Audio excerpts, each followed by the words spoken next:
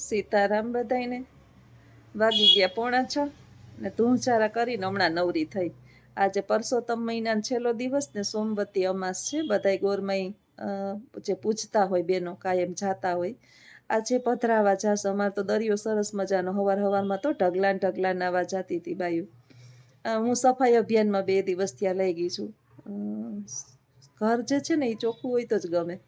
ક્યાંય ચીકાશ કે ઘરની અંદર ગંદકી કે હોય તો માં લક્ષ્મીનો વાસ ના થાય. ઘર બેનોનું છે, આપણે બધા જાણીએ. જ્યાં સુધી હાથ પગ હાલે ને ત્યાં સુધી મારા હાહુ બહુ ચોખ્ખા હતા, બહુ ચોખ્ખા. ઈ પાછો એને હાથ છે ને મારી ઉપર મૂકી દીધો. મને ક્યાંય જરા કઈ ગંદકી જેવું હોય ને એટલે ન ગમે. નોકરી કરતું ને તો એમ થાય કે આપણે ઘર સાફ રાખવું જોઈએ. ઘર તો આપણું વ્યવસ્થિત હોવું જ જોઈએ. જોકે બધા સ્વચ્છતા બેનોના સ્વભાવ જ આવા હોય. દરેક બેનોના સ્વભાવ હોય. કોક નોકરી કરતા હોય ને ન થતું હોય તો કરાવી લેતા હોય, પણ સ્વચ્છતા તો બધાને બેનોના લોહીમાં વણાયેલી છે. અને જો ન હોય પછી સ્વચ્છતા તો આપણે સમજી લેવાનું કે ઘરની અંદર આપણો જીવ નથી. જે સ્ત્રીનો ઘરમાં જીવ ના હોય ને એ ઘરની અંદર કોઈ દિવસ લક્ષ્મી ના હોય. એ સત્ય વાત છે. ગમે એવી સ્ત્રી હોય એનો જીવ ઘરમાં હોવો જોઈએ, એના પરિવારમાં હોવો જોઈએ. એના પતિ, એના સંતાનો, એનું ભવિષ્ય, આની અંદર એનો જીવ જે સ્ત્રીનો હોય ને એ ઘર ફૂલું ફાયડું રહે. જીવનના 4 કડવા સત્ય આજે આપણે સમજીએ કે મનુષ્યને જો પોતાના જીવનની અંદર રહેલા પોતાના જ જીવનના 4 કડવા સત્ય સમજાઈ જાય ને તો મનુષ્ય જીવનમાં કોઈ દિવસ પાપાચરણ ન કરે, એટલે કે પાપ ન કરે. આ કયા સત્ય છે? કે મનુષ્ય જન્મે ત્યારે નિર્વસ્ત્ર જન્મે. આપણે બધા જાણીએ, બાળક જન્મે નિર્વસ્ત્ર જન્મે, અને વચ્ચેના સમયમાં કપડાં સજે ધજે, અલગ અલગ પ્રકારના પહેરવેશ, એ વચ્ચેનો સમય છે. પછી જ્યારે ભગવાન એને મોકલે નિર્વસ્ત્ર અને સ્વીકારે નિર્વસ્ત્ર, જ્યારે મૃત્યુ પામે નિર્વસ્ત્ર મૃત્યુ પામે. વચ્ચેના સમયગાળામાં આપણે આપણી ફેશનની દુનિયામાં ગાંડા થઈ અને એકબીજાનું અનુકરણ કરી અને બહુ દુઃખી થઈએ છીએ. તન ઢાંકવાથી મતલબ રખાય. મને ઘણા કહેતા હોય કે અત્યારે આવી ફેશન નીકળી, આવી ફેશન નીકળી. આપણું શરીર જે છે ને, ભારતીય નારીની સંસ્કૃતિ છે કે શરીર ઢંકાયેલું હોવું જોઈએ. શરીર ઢંકાયેલું, માથું ઢંકાયેલું જરૂર નથી, એ પછી બધાનું કલ્ચર હોય. શરીર ઢંકાયેલું હોવું જોઈએ. આપણા ગુપ્તાંગો ઢંકાયેલા હોવા જોઈએ. એ સ્ત્રીની જે છે એ શોભા છે. વચ્ચેનો સમયગાળો પણ જૈનમાં અને મૃત્યુ પામવા સમયે નિર્વસ્ત્ર આપણે ઈશ્વર આપને સ્વીકારશે. બીજું કડવું સત્ય છે કે અશક્ત જૈન માતા. જૈન માતા એટલે નતા આપણે હાલી હકતા, બોલી હકતા, ખાઈ હકતા, પી હકતા, વાત કરી હકતા, કાંઈ એટલે કંઈ સમજી હકતા હતા. એ સમયમાં કોઈ આપને મારી નાખે કે ગમે એ કરે, આપને કંઈ ખબર નથી. અશક્ત જાય ત્યારે અશક્ત.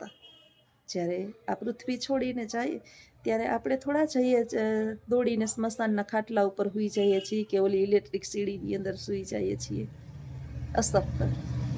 છતાંય વચ્ચેના સમયગાળામાં ઈશ્વરીય શક્તિ આપણી અંદર હોય ત્યારે હું કરીને એટલા લોકોને હેરાન પરેશાન કરી નાખીએ કે એની કોઈ સીમા નહીં. વચ્ચેનો સમયગાળો.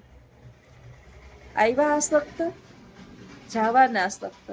તો પછી વચ્ચેના સમયગાળામાં આપણે કોને બળ બતાવવાનું છે? એ શક્તિ, બધી શક્તિ સેવા ભાવમાં અને ઈશ્વરની પ્રાર્થનામાં લગાડીએ તો આ પૃથ્વી ખરેખર નંદનવન બની જાય. જો ઈશ્વર ઓછા શક્તિશાળી હતા, તમે જુઓ ભગવાન શ્રી કૃષ્ણ જૈનમાં, ભગવાન શ્રી રામ જૈનમાં, ક્યારે એને કઈ અશક્ત લોકોને તમે એક એવું ઉદાહરણ જોઈ લો. આટલા ભગવાનના અવતારો થયા, એક પણ અશક્ત માણસને એને હેરાન કર્યા. અત્યારે તમે જુઓ કે જેટલા હેરાન કરે છે ને બધા ગરીબને, અશક્તને, લાચારને, એની નીચે કામ કરતાને તમે જો. બાકી તો એના ઉપરના હોય એની તો ચાટતા હોય, એના ચમચા બનીને ફરતા હોય. એટલે જૈનમાં આસક્ત અને જાવાના આસક્ત. ત્રીજું કડવું સત્ય કે ધન વિનાના જૈનમાં આપણે મુઠ્ઠીની અંદર કાંઈ નહોતું. એક પણ રૂપિયો નહીં, જવાના પણ એમનેમ. તો વચ્ચેનો જે સમયગાળો છે એ સમયગાળાની અંદર ધન કમાવા માટે થઈ અને આપણે એટલા પાપ કરીએ કે એની કોઈ સીમા નથી.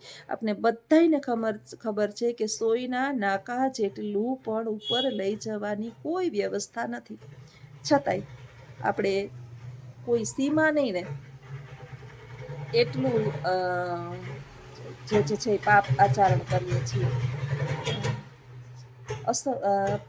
એમનેમ જઈને જવાના તોય હવે લઈને જવાના હોત તો માણસ એકબીજાને મારી નાખત ને વિચારવાનું.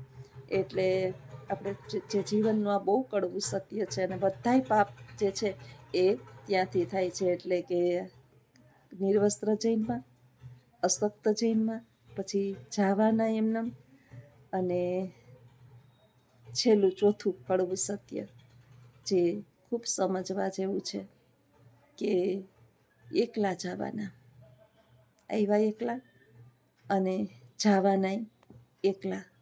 કોઈ સાથ, કોઈ સંગાથ, કોઈ સથવારો નહીં, સગાઈ ગમે એટલો એકબીજાને ચાહતા હોય, પ્રેમ કરતા હોય, લાગણીના ભાવ હોય, એના વિના જીવી ના શકતા હોય. આ કડવું સત્ય છે. કોઈ આપણી સાથે, કોઈ એટલે કોઈ આપણી સાથે આવવાનું નથી. એકલા આવ્યા અને એકલા જવાના. તો જીવનની અંદર વચ્ચેના સમયગાળાની અંદર મોહ રાખીએ, આપણા પરિવાર સાથે મોહ રાખીએ, પણ એ મોહ જે છે એની માત્રા એટલી વધી ના જવી જોઈએ કે જીવ જાય પાછો આવે, જાય પાછો આવે, જાય પાછો આવે. આ બહુ દુઃખદ છે, બહુ દુઃખદાયક છે. એટલે તો કદાચ 13 દિવસ સુધી કે 11 દિવસ સુધી જ્યાં સુધી એની ક્રિયાકર્મ થાય કહે છે ભગવાન. ગરુડ પુરાણની અંદર એ કહે છે કે આત્મા જે છે ને આસપાસ, ઘરની આસપાસ આપણા પરિવારજનો સાથે ભટકતો હોય છે. આપણે જોતો હોય કોણ એની પાછળ રોવે છે, કોણ શું કરે છે, કોણ શું કરે છે, એ આપણે જોઈ શકતો હોય, આપણે એને જોઈ શકતા નથી. શરીર વિનાનો આત્મા હોય એમ કહે છે, શરીર વિનાનો આત્મા. આત્મા એમનેમ ભટકે છે. જેટલો વધારે મોહ એટલું વધારે દુઃખ. મુક્તિ ન મળે આપને. બહુ મોહ રાખીએ ને એટલે મુક્તિ ન મળે. એક પછી એક યોની, એક પછી એક યોની, 84 લાખ યોનીની અંદર ગરોળીના પેટમાં, કૂતરીના પેટમાં, ગાયના પેટમાં, બકરીના પેટમાં, વંદાના પેટમાં, જીવડાના પેટમાં, જુઓ ભૂંડ સુવરના પેટમાં, કેટલી બધી યોનીની અંદર આપણે ઊંધા લટકાઈ જન્મ ધારણ કરીએ. આ બધા મોહ છે. વધારે પડતો મોહ દુઃખદાયક છે. એટલે આ જીવનના કડવા સત્ય બહુ ખરેખર કડવા સત્ય છે. અને જો આ સમજાઈ જાય તો માણસ ન કોઈ દુઃખી થાય, ન કોઈને હેરાન કરે, ન એકબીજાનું કાંઈ જટી લે, અને ન કોઈને જીવનની અંદર તકલીફ આપે. પણ આ સમજાતું નથી સમજાતું ને એટલે જ મોટો પ્રશ્ન થાય છે. અને એકબીજાના દુશ્મન થઈ અને બેઠા છે. આ તારું ના મારું, આ મેં કર્યું ના તે કર્યું, તે મારી યારે આવું કર્યું, મેં તારી યારે આવું કર્યું. એક ઘરની અંદર બે માણસ રહેતા હોય ને, પતિ અને પત્ની, એના સ્વભાવ અલગ અલગ હોય. 16 ગુણ સંપન્ન તો ખાલી બ્રાહ્મણો કે 16 ગુણ, 36 ગુણ મળે ને મારે અજીતને એવું છે ને એકય ગુણ મળતા નથી. એ એકદમ બહુ બોલાવીએ ને, તમે જોવો છો કે વિડીયોની અંદર એ આપણે કંઈક બોલો કંઈક તો બોલે. ઓછું બોલનાર વ્યક્તિ. મને જો કે હું બહાર નથી બોલતી હું, બહાર બેહું નહીં, કોઈ યારે જાવે નહીં, કોઈ યારે વાતે ન કરું બહુ સગા સંબંધમાં. એક મારી આ રાતડીવાળી બેન છે ને, એના ઘરે આટો દેવા જાવ ને, ક્યારેક જુનાગઢ જાવ, મને બહુ જાવું આવવું, પછી આપણે છે ને સાચા ખોટા થાય. અહીંયા આવીને આમ કહી ગઈ હતી ને, આવીને આમ કહી ગઈ હતી ને, નકામા કારણ વિનાના કોકના પિક્ચરમાં આપણે આવી જાય. એનાથી ઘરની અંદર રહેવું સારું.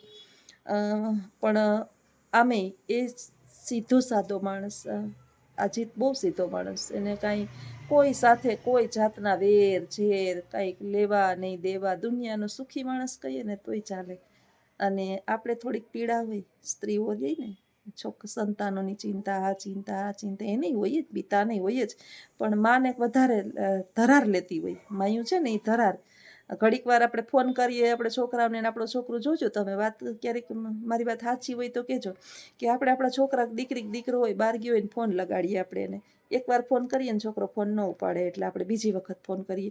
ન ઉપાડે ને એટલે આપણે ધબકારા વધવા માંડે. જુઓ પછી આ મને અજીત કે પણ હું છે એ કે ક્યાંક ટ્રાફિકમાં હશે ને ક્યાંક ખલવાણો હશે ને કાં ફોન સાયલેન્ટ થઈ ગયો હશે, એમાં ચિંતા શું કરવાની. માને કોઈ દી હારા વિચાર આવે જ નહીં, શું થયું હશે. આ જે છે ને એ માં છે, સ્ત્રી છે. આ બધાય ગુણ સ્ત્રીની અંદર હોય. તો આવું છે ભાઈ જીવન આપણું, આમ જ પૂર્ણ થઈ જાય. ભગવાન કરે આજે પૂર્ણ પુરુષોત્તમ માસનો છેલ્લો દિવસ છે. ભગવાન શ્રી દ્વારકાધીશ બધાના જીવનની અંદર સુખ શાંતિ અને સમૃદ્ધિ આપે, બધાના સંતાનોને બલ બુદ્ધિ અને વિદ્યાવાન બનાવે, દસે દિશાઓમાં એને સફળ બનાવે, અને દરેક ગ્રહો નક્ષત્રો તારાઓ સૂર્યમાં ચંદ્રમાં આ બધા અને પૃથ્વીના પંચ મહાભૂતો આપણા પરિવારની રક્ષા કરે એવી દ્વારકાધીશના ચરણોમાં પ્રાર્થના સાથે આજનો વિડીયો પૂર્ણ કરું. તો વાત કેવી લાગી એ ચોક્કસ જણાવજો. આવજો. સીતારામ.